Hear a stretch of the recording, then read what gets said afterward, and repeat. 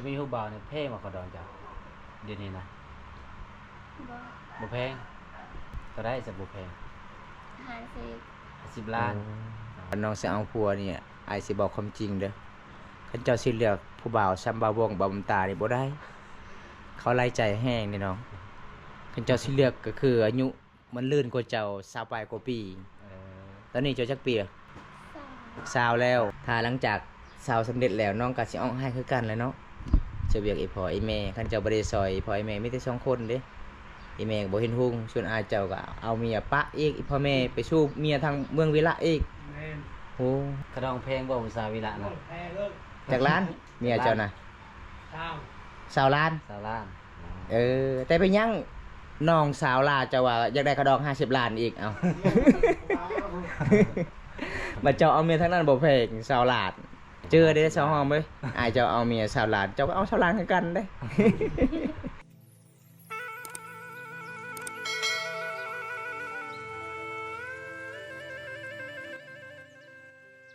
มาเยี่ยมมายามน้องคือเก่าทุกคนหลังจากที่น้องบ่สบายป้ามาหอบนี่งามเด้ทุกคนเด้หน้าก็ใสๆเด้ไอ้ยังฮ้อนบ่โอ้ได้พัดลมงามเนาะ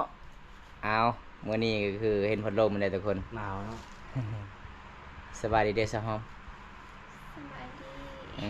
น้องไปกวดแล้วบ่อยู่ห้องหมอนะอ๋อเป็นยังไงหลังจากน้องไปกวดไปจะดีๆแล้วบ่น้องดีขึ้นหรือเปล่าฮะโอ้ดีขึ้นเลยเนาะโอ้เห็นแล้วทุกคนตุ่มก็คือเห็นแต่หอยเด้อทุกคนเลยวันนี้ก็อัปเดตอาการของน้องหลังจากที่น้องบ่สบายเกือบเป็น2 เดือนบ่ได้ไปหาหมอ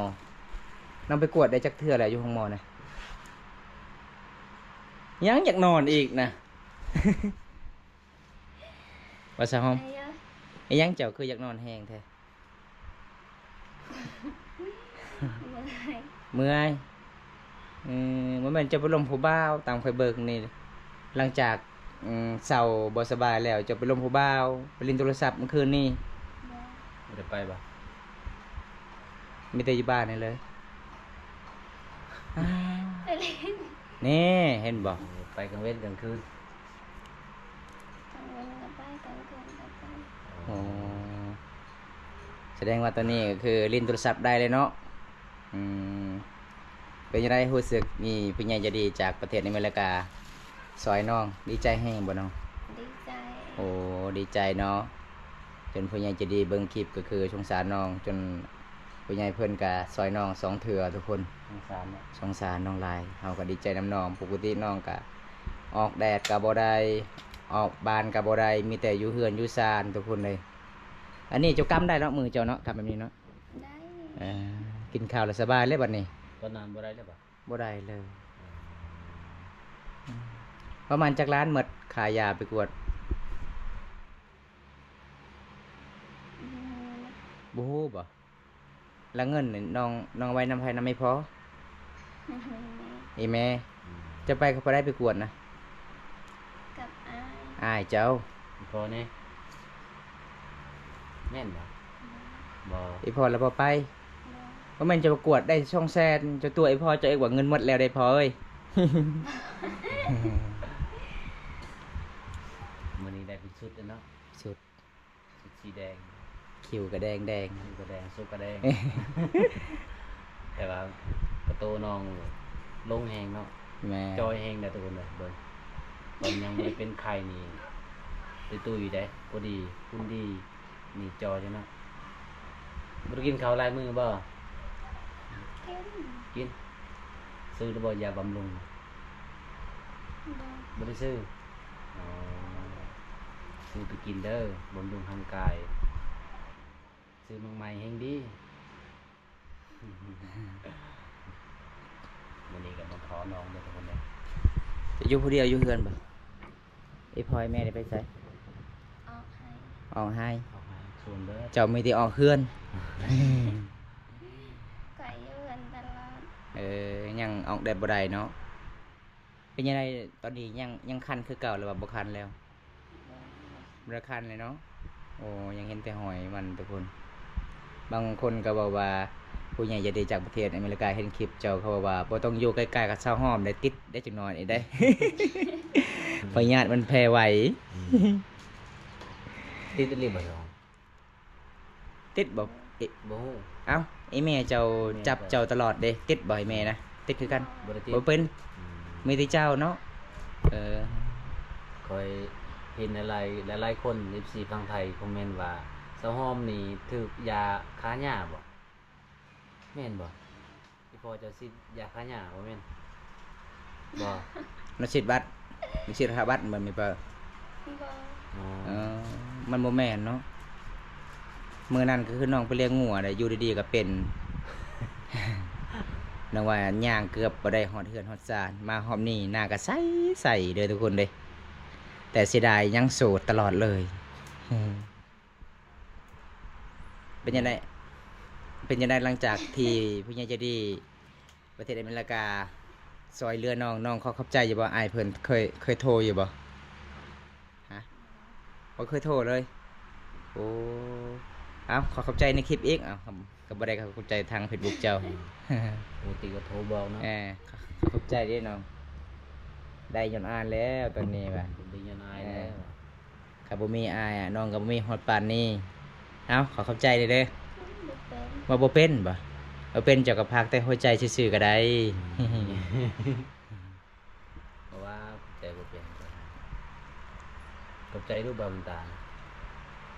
เป็นบ่ ใจเด้อที่มาหา คอยกับบาบุญตามาหาเจ้ามื้อนี้ไม่หยังประตูก็อัดเบิดคอยแต่สังเกตเห็นแต่พัดลมไม่หยังพัดลมรัวไป เบิ่งพัดลม เจ้าบ่ได้ยินบ่ พัดลมน้องมันสูง ทีมงานหาเอิ้นน่ะเจ้าบ่ได้ยินเลย บ่ นอนหลับสบายเลยเนาะได้พัดลมเปิดมัดมือเลยปกติอยู่ไสพัดลมเจ้านะตัวเก่าอยู่ไสปะเลย นี่แล้วบ่ น้องเอาปืนมาปาดทุกคนเออ คือไรจังตุ่มเนาะน้องมาพัด อันนี้มันยังนมบ่บำรุงร่างกายฮะ น้องมันนี่กับผมดู แม่นนมมันนี่บ่สะหอมบำรุงบ่อนุญาตเบิ่งก่อนเด้อทุกคนเลย อันนี้คือยาเนาะ อืม ยาที่น้องทาได้ทุกคนยาอีหยังกับหมูแล้วทุกคนเลยไปกับภาษาอังกฤษกับอ่านบ่ออกมีโทรศัพท์ นี่เด้อทุกคน มาเบิ่งเอาสาวหอมบำรุงร่างกายให้สวยให้งาม เนาะ บ่ได้ซื้อผลไม้หรือว่าน้องกินบ่ มาติไข่ บ่ เนาะ แม่นแต่กินแต่นมอันนี้แหละ กินกับข้าว กินกับข้าวโอ้นมอันนี้ส่วนหลายเขาเจ้าใส่กับ ข้าวจี ข้าวจี่เด้คันเจ้ากินนี่เท่าไหวน้องเอ้ย จะบ่ได้ย่านบ่เท่าอะ กล่องหนึงก็18,000 13,000กีบ 3,000กีบ อืมตอนเช้าตอนแรกก็กินอันนี้แหละเขาบ่ให้กินมักเผ็ดบ่เออ ไว้กินมะเขือกินแต่นมเอาเนาะ ซีนเด้ปลาได้กินบ่ได้ กินได้ กินได้แต่บ่มีปลาเนาะ โอ้ก็เลยกินแต่น้ำนม ปลายพอจะไปใส่หม้อน้ำมันแล้ว แม่น มันเป็นแต่ว่ามันเป็นตัวแห้งเนาะปลาแห้งแล้ว กินบ่แซ่บบ่เนาะ นอนบ่รับ เอ้าคืออยากนอนแห้งแท้โอ้ยทุกคนเลยเซลหอมนี่นอนและกะสินอนนั่งกะสินอนและบัดนี้จะน้อยก็เป็นสาวขี้คร้านบ้านอีก ทางลงพระบ้านก็คือองค์ขี้คร้านเด้ เราอีกขาย ทางนี้หอมขี้คร้านอีกเขาเว้า เราอีกขาย เอาอยู่ดีๆก็น้องอยากนอนอีกเด้อทุกคนเลยนางสาวหอมคนงาม เห็นว่าได้พัดลมแล้วก็คือยังนอนไหวเถอะเนาะเจ้าเนาะ เย็น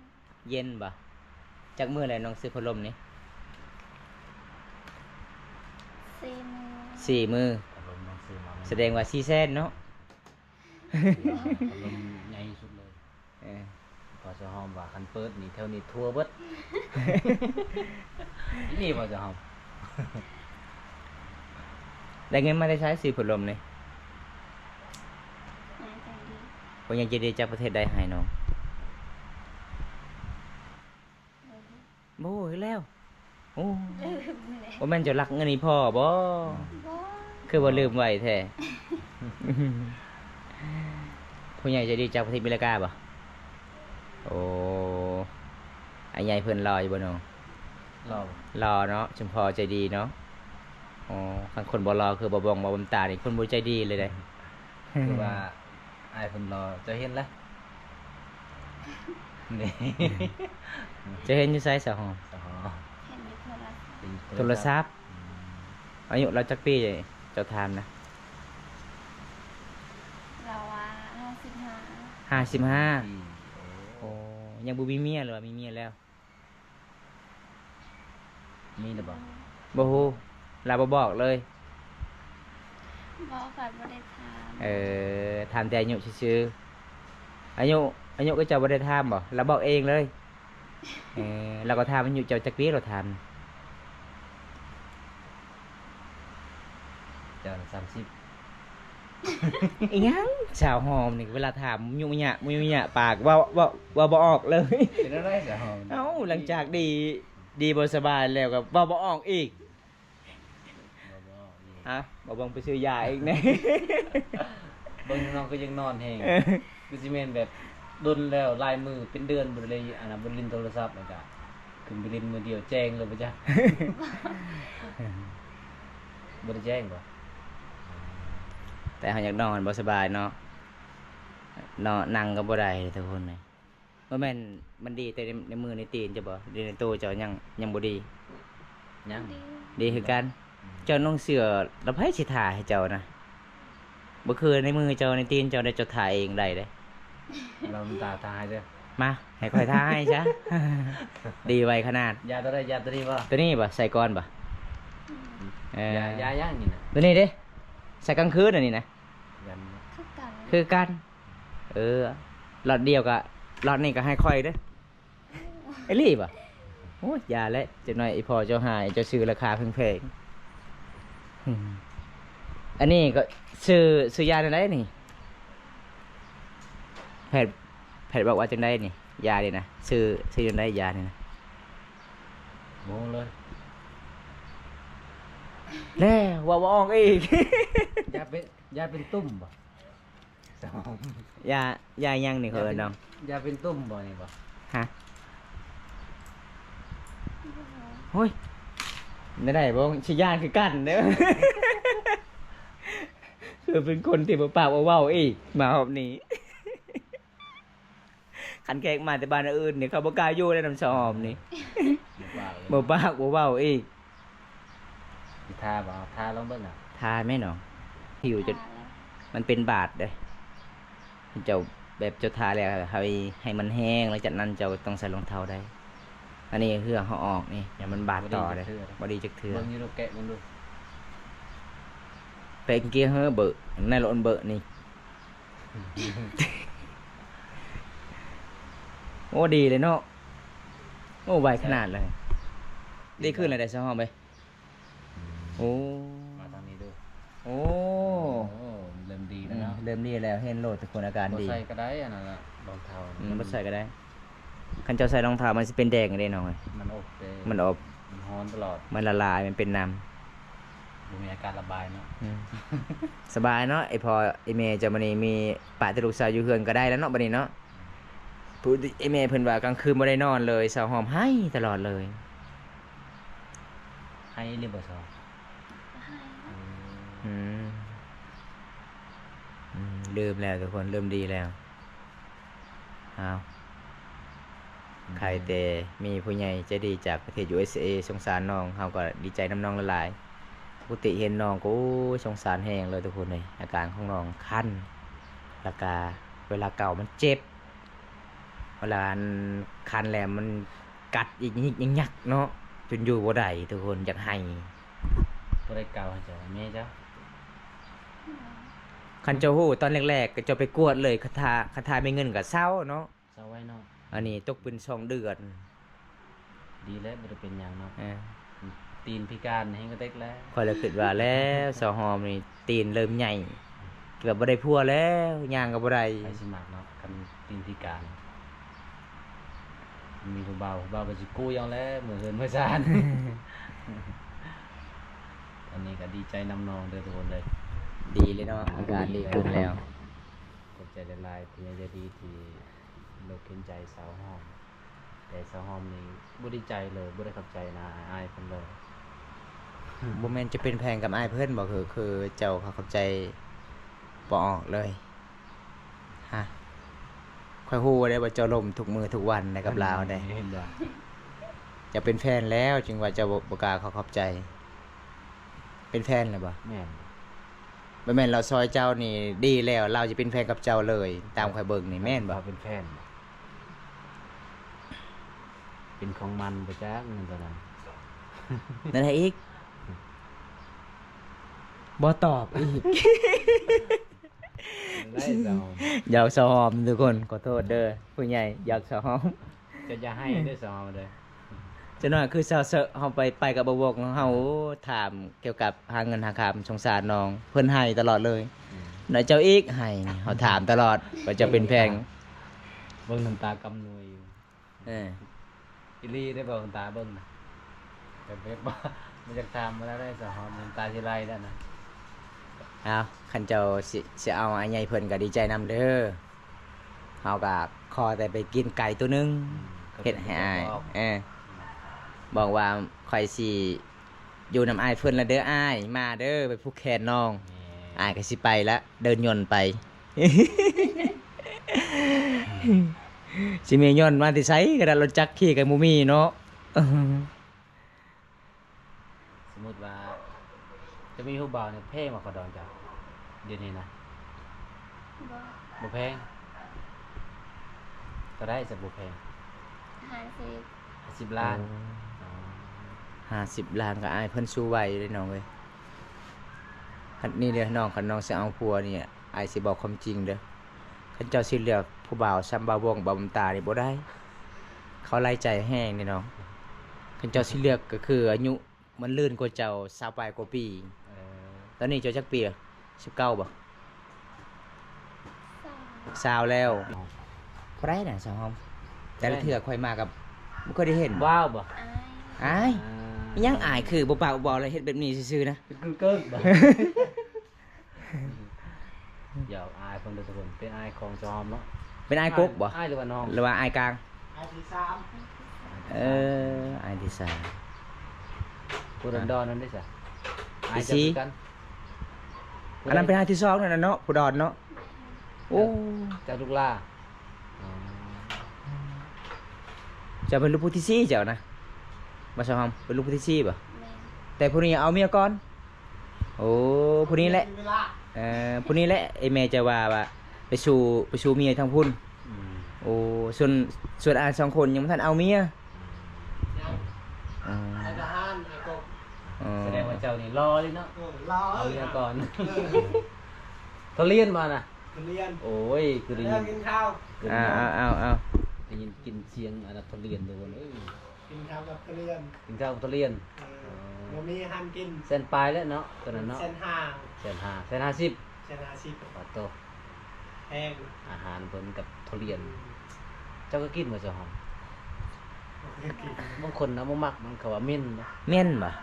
บ่แซ่บจะมากินแต่ไข่ไก่เนาะ ไข่ไก่ในซองนี่มักขนาดได้ เห็นบ่สังเกตหลังเบิ่งเด้อบ่วงหลังจากที่อายเพิ่นมานี่เพิ่นบ่กล้าแล้วสิหิวนอนนะ ตอนอายเพิ่นบ่มาอยากนอนตลอดเลย นอนกับนักบ่กินข้าวน่ะ โอ้ เจ้าคือตูดผ้าห่มกินนี่นะ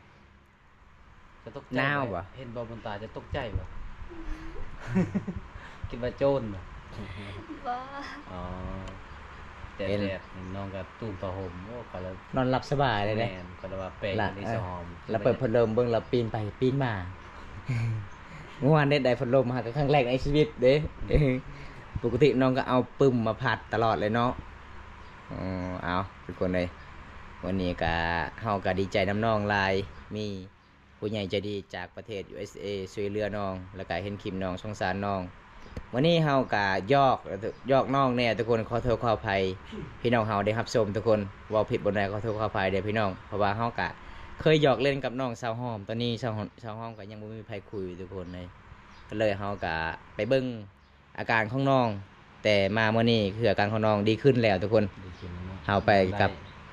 ทีมงานเรา2 คนมาเยี่ยมมายามตลอดเลยทุกคน ถ้าหลังจากสาวสำเร็จแล้วน้องก็สิออกให้คือกันแหล้วเนาะจะเวียกอีพ่ออีแม่คันเจ้าบ่ได้ซอยอีพ่ออีแม่มีแต่2 คนเด้อีแม่ก็บ่เห็นหุ่งส่วนอายเจ้าก็เอาเมียปะอีกอีพ่อแม่ไปสู้เมียทางเมืองวิระอีก แม่น โอ้ตอนนั้น กระดองเพลงบ่ภาษาวิระ โอ้ นะ แพงเลิก จากร้านเมียเจ้าน่ะ เช้า สาวล้าน สาล้าน แต่ไปยังน้องสาวลาเจ้าว่าอยากได้กระดอง50 ล้านอีกเอา มาเจ้าเอาเมียทั้งนั้นบ่แพงสาวลาด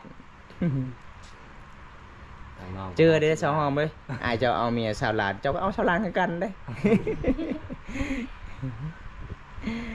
เอาทุกคนตั้งแต่เฮาก็สิปิดคลิปไว้สำนี้ก่อนทุกคนเลยขอบใจ FC แล้วก็ผู้ใหญ่ใจดี จากต่างประเทศและในประเทศที่เข้ามาติดตามรับชมมื้อนี้คลิปเฮาแต่ต้นจนจบก็ขอให้อยู่ดีมีเฮงเลยทุกคนเลย ตอนนี้ก็คือเฮาดีใจน้ำน้องหลาย เอาโอกาสหน้าอ้ายก็มาเยี่ยมมาย่างกันใหม่เด้อน้องเด้อบ๊ายบายแน่บ๊ายบาย